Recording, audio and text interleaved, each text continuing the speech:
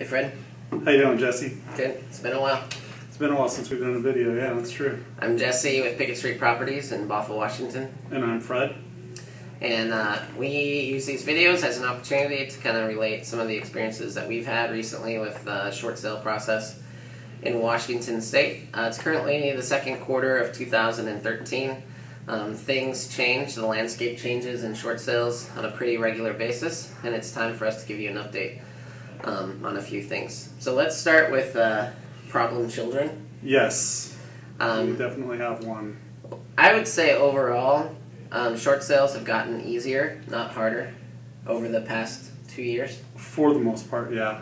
And so by and large, banks are understanding that we are working with them to save them money and to save our homeowners from further loss as well. But every once in a while we run into a situation where a bank gets obstinate or we get I won't even say the bank, I'll just say that employees for the bank, as representatives for the bank, get obstinate and can't see the light of day, can't see the forest for the trees. Right. And so what's the most recent story we have of that? That would be USAA, and you've probably seen their commercials touting their desire to take care of veterans and veterans' families. Right, so it's always difficult doing a video like this because it's not our intent to disparage or slander or demean in any way.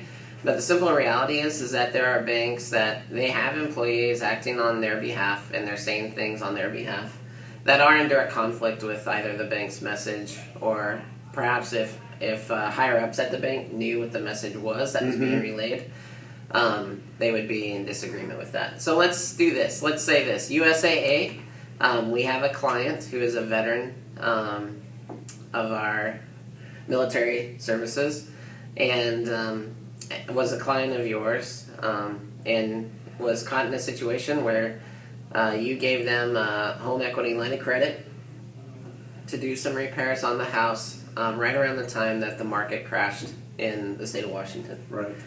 And when that happened, they were no longer in a position. He actually lost his job. He was laid off of work. His wife was a real estate agent, not making any like normal paycheck, and the condition of the house, due to those repairs not being made, and because of the downward turn in the market, and then subsequently this person losing his job, the condition of the home doesn't support a high value. Right. And so what we have is we have a first position loan with HUD, right? FHA loan. VA. Oh, VA loan. So we have a VA loan. We have a veteran who used his VA loan to buy a house and then used USAA. Right. Why did he use USAA? Well, because that's who he was doing his banking and his insurance with. As many veterans do, right? Right. And so I just think this is a travesty. And USAA, I think you should be ashamed of yourself. I'm sorry, I don't know how else to say it. We have a veteran who is laid off of work. They have four kids, right, and they have no monthly income to speak of. And we have a situation where the VA has agreed to the short sale on the first, and USAA is gumming everything up on the second, and they're forcing this, our client, their client, into foreclosure. And potentially bankruptcy. Right.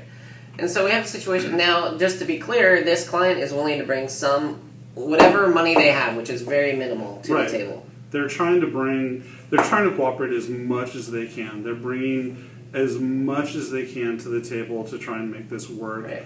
And they're willing to even sign a promissory note that they'll continue to make payments on a property they no longer own. So what's USAA's response? USAA's response is that they're holding firm to an unreasonable number. It's like they're asking for money that just doesn't exist, and you can't squeeze blood from a rock. And not only are they asking for money, but the terms of that money is they want that money prior to the closing of the sale. Right. And then as far as a promissory note is concerned, they're not willing to reduce the principal in any way. They're asking that they be paid in full from a veteran that has not worked in over a year and has been forced to move in with his in-laws. Right. And so here's the thing. USAA, we've dealt with you before, and you're not our favorite to deal with, but we've done it before, and we've done it successfully. We've reached a common ground. And that's all we're asking for now, is we have a client who needs our help, needs your help, and we're not getting any love from you guys whatsoever. And so this is, someone who served our military forces, got a VA loan. The VA, we've gotten approval from them, and now we're going to you as on the 2nd, and we're not getting any cooperation whatsoever. And you're forcing this couple into foreclosure, and it's really a sad thing. It's someone who's been laid off. They have a family of 4. They have no monthly income, and I don't know what it is. I understand situations where it's a strategic default or someone is trying to hide something. Right. That simply isn't the case with this one, and I have to say that I'm disappointed. I'm more than disappointed in the USAA. I think that if this is a representation of how USAA treats their members in a difficult situation, disheartens me greatly. Definitely. So USAA, we would ask for your help in this matter. Whatever we can do to save our clients from foreclosure. Thanks, guys. Thank you.